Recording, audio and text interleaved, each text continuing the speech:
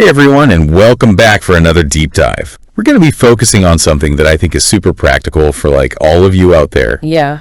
We're going to be looking at common English phrases that you can use in everyday conversations. Yeah, those little building blocks of language that can really help boost your confidence and fluency. Exactly. And sometimes those simple phrases can make a world of difference. We found this really cool episode of the English Unlost podcast. Oh, yeah, I love that one. Me too. And it's called 50 Most Common English Phrases You Need for Daily Conversations. And they really break it down in a way that's super easy to understand and apply. It's amazing how much they pack into those 50 phrases. I know, right? So much wisdom. And they've got these thematic sections, which I think is really helpful. So let's start with greetings and introductions.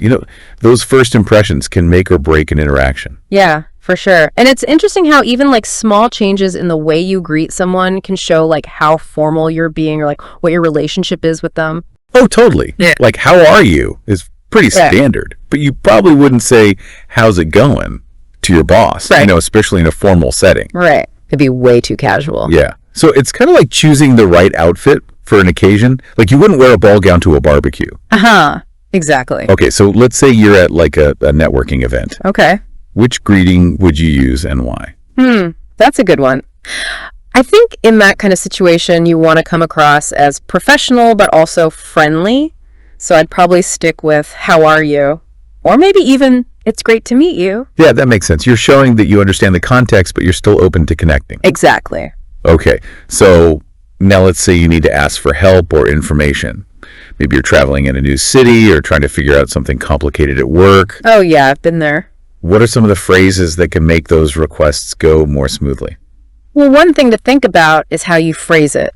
Can you help me? Versus, could you help me? Yeah. Could you? Kind of makes you sound more respectful of the other person's time, Oh, I see what you mean. It's less demanding. Exactly. And it often makes people more willing to help. It's subtle, but powerful. And I bet adding please and thank you makes a big difference too. Oh, absolutely. Those are magic words. They show that you really appreciate the other person's help. Totally. Okay, what about when you didn't understand something?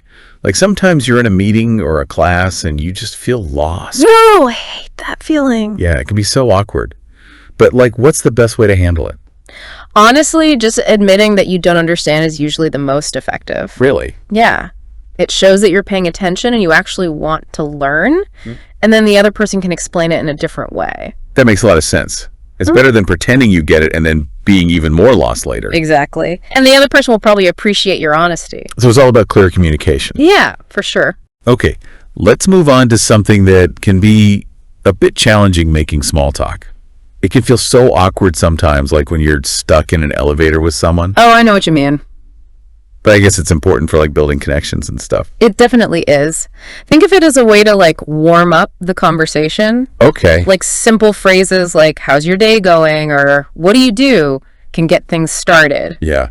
And those little active listening cues, really, or that's interesting, are important too, right? Oh, absolutely. They show that you're actually listening and engaged, not just waiting for your turn to talk. They're verbal nods. Exactly. Okay, so let's say you've done the small talk and you want to spark a more meaningful conversation with someone, maybe someone you haven't seen in a while. Okay. What are some phrases that can help you move beyond those initial pleasantries?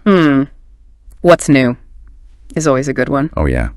It's simple but effective. It is. It invites the other person to share what's been going on in their life, and it shows that you're actually interested. It's like saying, hey, tell me all about it. I want to know what you've been up to. Exactly. Now, expressing opinions and agreeing or disagreeing can be tricky sometimes, especially when you're talking about sensitive topics or dealing with cultural differences. Oh, yeah, for sure. You don't want to offend anyone. So what are some phrases that can help us express ourselves respectfully, even when we might not see eye to eye on something? Well, starting your opinion with phrases like, I think, or in my opinion, can soften things a bit. Oh, that's a good tip. Ah. It's less forceful. Yeah, and it shows that you're not trying to impose your views on others. It's about presenting your perspective without being overbearing. Right, and if you disagree with someone, you can use phrases like, I see your point, but... Oh yeah, it's a way to disagree respectfully. Exactly, you're acknowledging their perspective before presenting your own. It keeps the conversation open and respectful, even when you have different opinions. Yeah, it's about building bridges instead of walls. I love that. Okay, so let's talk about making requests and offers, those little things that kind of grease the wheels of social interaction. Okay. I'm curious about the difference between can you and could you. They seem pretty similar, but is there a difference? There's a subtle one, could you. Usually sounds more polite and formal. Oh, I see. So it's kind of like choosing between, hey, pass the salt, and would you mind passing the salt? Exactly. It depends on the situation and who you're talking to. Right. You wouldn't use the same tone with your best friend as you would with your boss. Uh-huh. No, you wouldn't. Okay, what about would you mind? I feel like that's a good one for requests that might be a little bit imposing. Oh, definitely. It's a way to soften the request and show that you're aware it might be inconvenient for the other person. It's considerate. Yeah. Like, would you mind watching my bag for a minute? Sounds much nicer than watch my bag. Totally. It acknowledges that you're asking a favor. Right. All right, let's move on to expressing gratitude and apologies. These are so important for building good relationships. They really are. And there are so many different ways to express them. So tell me about some of the nuances and variations. Well, for gratitude, you can keep it simple with thank you. Or you can say something more heartfelt like, I really appreciate it, if it's something more significant. Right. And for apologies, there's I'm sorry, which is pretty general. And then there's my bad, which is more casual. Yeah, my bad is perfect for like minor slip-ups. Like if you accidentally bump into someone. Exactly. You wouldn't say, I'm deeply sorry for something like that. No, you wouldn't. And excuse me is another versatile one. Oh, yeah, for sure. You can use it to get someone's attention, to apologize for a small mistake, or even to excuse yourself from a conversation. It's like a social lubricant. It smooths things over. Yeah. Okay, so let's talk about those phrases that signal the end of a conversation saying goodbye. Ah, yes. The art of farewells. There are so many different ways to say goodbye in English. I know, right? And they can all convey slightly different meanings. So let's break it down. What are some of the subtle ways we can use farewells to show like how formal we're being or whether we expect to see the person again? Well, see you later definitely implies a higher chance of seeing each other again than just saying goodbye. Yeah, goodbye feels more final. It does, like you're closing the book on the conversation. So if you're at a conference and you just met someone, goodbye might be fine. Right. But if it's a colleague you see all the time, see you later would be more natural. Yeah, exactly. And then there's take care, which adds a touch of warmth and concern. Oh, I love that one. It's like saying, I enjoyed talking to you and I hope things go well for you. Yeah, it shows that you care about the person. Okay, what about when you want to stay connected but you don't have any specific plans? Let's stay in touch. It's great for that. It leaves things open-ended. It does. It suggests that you might exchange contact info or connect on social media. So you're not making any promises, but you're open to further communication. Okay, so what if you want to acknowledge that you enjoy the conversation, but you don't necessarily want to imply future plans? It was nice talking to you is perfect for that. Yeah, it's polite and pleasant, and it wraps things up nicely. It does. You're not putting any pressure on the other person. Okay, and sometimes you might want to hint at the possibility of future encounters without being too specific. Right. I feel like see you soon fits that bill. It does. It's hopeful, but not too definite. And it's usually used in casual settings. Yeah, like with friends, colleagues, or acquaintances where you might run into each other again. It's a nice way to leave things open to chance encounters. It is. And then there's bye for now, which suggests that the separation is temporary. Yeah, it's like hitting the pause button rather than the stop button. Exactly. It's perfect for ending a phone call or video chat with someone you're close to. Because you know you'll be talking to them again soon. Okay, let's go back to making requests for a minute. The podcast also mentioned, can I help you? And do you need anything? Those seem particularly useful in like a professional setting. Oh, definitely. Offering help is a great way to show that you're a team player. Yeah, it shows that you're paying attention and you're willing to lend a hand. And it can make a big difference in the workplace. It's like saying, I've got your back, without actually saying those words. Exactly. And then there's, I'd be happy to, which is great for volunteering for a task or offering to help with something specific. Oh yeah, that one shows enthusiasm and a willingness to go the extra mile. It does. And it can also be a way to learn new skills and gain experience.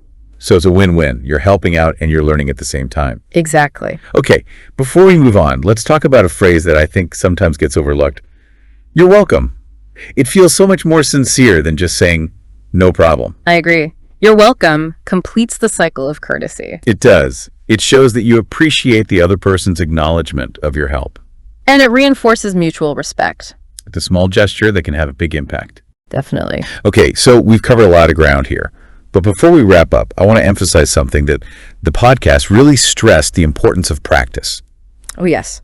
Practice is key. You can know all these phrases in theory, but if you don't actually use them in real conversations, they will become part of your natural flow. It's like having a toolbox full of tools, but never actually building anything. Exactly. So don't be afraid to experiment and even make mistakes. Mistakes are part of the learning process. They are. And the more you practice, the more comfortable and confident you'll become. And eventually you'll start to adapt these phrases and even create your own variations. It's like learning a musical instrument. You start with the basics and then you develop your own style. I like that analogy. So what does all this mean for our listener? It means that language learning is about so much more than just memorizing grammar rules and vocabulary. It's about connecting with people, expressing yourself authentically, and navigating social situations with confidence. And it's an ongoing journey. Okay, so as we wrap up this deep dive into the world of everyday English phrases, what's one key takeaway you'd like to leave our listener with? I'd say embrace the power of these phrases. Don't think of them as rigid scripts, but as tools to experiment with and adapt to your own style. They're like keys that can unlock doors to smoother interactions, deeper connections, and a more confident you. Exactly. And remember, language is all about connection. Connecting with people, connecting with ideas, connecting with the world around us. Yeah, I love that. So go out there and start using those phrases. Experiment, have fun, and embrace the journey. Happy conversing. Yeah. It's kind of fascinating. Even saying goodbye can have all these different shades of meaning. It's true. Like, see you later is way more casual than goodbye. Yeah, goodbye sounds so formal. Like you're never going to see the person again. Right. But see you later means you probably will. Okay, so let's say you're at a party and you meet someone new. Okay. Goodbye would probably be appropriate, right? Yeah, I think so. But if it's your best friend, you'd say, see you later. Definitely. Oh, and what about take care? Oh, yeah, take care is nice. Yeah. It's like you're showing that you care about the person. Yeah, it's warm and fuzzy. Okay, so what if you want to stay connected, but you don't want to, make any specific plans? Let's stay in touch is always a good one. Yeah, it's like you're leaving the door open for future interactions. Exactly. You might exchange numbers or connect on social media. But you're not making any promises. Right. It's casual and low pressure. Okay, so what about when you want to acknowledge that you enjoyed the conversation, but you don't necessarily want to imply that you'll see the person again? I think it was nice talking to you works well in those situations. Yeah, it's polite and it wraps things up nicely. Yeah, you're expressing appreciation for the conversation, but you're not putting any pressure on the other person. Right. Okay, what about see you soon? Oh yeah, see you soon is good for when you think you might run into the person again, but you don't know for sure. Yeah, it's often used in casual settings with friends or colleagues. Right. And then there's bye for now, which implies that you'll be seeing the person again relatively soon. Yeah, it's perfect for ending a phone call or video chat with someone you talk to regularly. Like you're just taking a break from the conversation. Okay, so going back to requests for a sec. Okay. What about, can I help you? And do you need anything?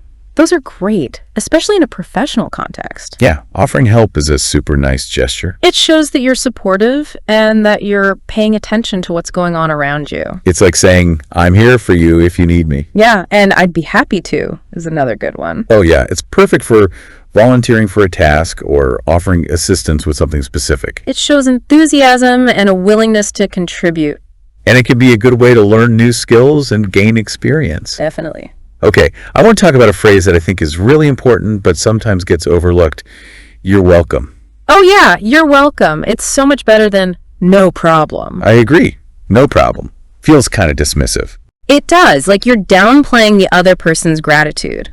But you're welcome acknowledges their thanks and completes the cycle of courtesy. Yeah, it's a small but meaningful gesture. Okay, so before we wrap up, I want to reiterate something.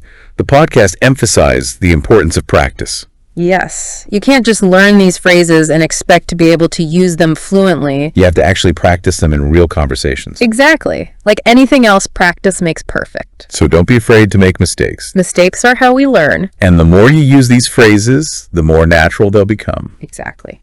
So what does all this mean for our listener? It means that language learning is not just about memorizing words and rules. It's about using language to connect with people and express yourself. And it's about having the confidence to put yourself out there and make mistakes. So as we wrap up this deep dive into everyday English phrases, what's one key takeaway you'd like to leave our listener with? I would say embrace the power of these phrases. Experiment with them, adapt them to your own style, and have fun with it. They're like tools that can help you navigate social situations, build relationships, and communicate more effectively. And remember, language is constantly evolving. So keep learning, keep exploring, and keep connecting. That's great advice. Thanks for joining us for this deep dive into everyday English phrases. We hope you found it helpful, and we encourage you to go out there and start using those phrases. Happy conversing. Yeah, it means that learning a language isn't just about the technical stuff. You know? Right, it's not just about grammar and vocab. Yeah, it's about connecting with people. Exactly. Using language to build relationships and express yourself. And doing it with confidence. Definitely. Okay, so as we wrap up this deep dive into everyday English phrases, what's one key takeaway you want to leave our listener with? I think the most important thing is to just start using these phrases. Yeah, don't be afraid to experiment. Exactly. And don't worry about making mistakes. Mistakes are part of the process. They are. It's how we learn and grow.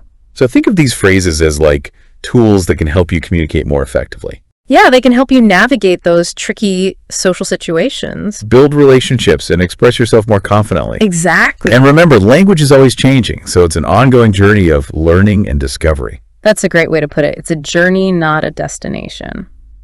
I love that. Well, that's all the time we have for today. Thanks for joining us for this deep dive into everyday English phrases. It was my pleasure. We hope you found it helpful, and we encourage you to keep practicing and keep connecting with others through the power of language. Happy conversing, everyone.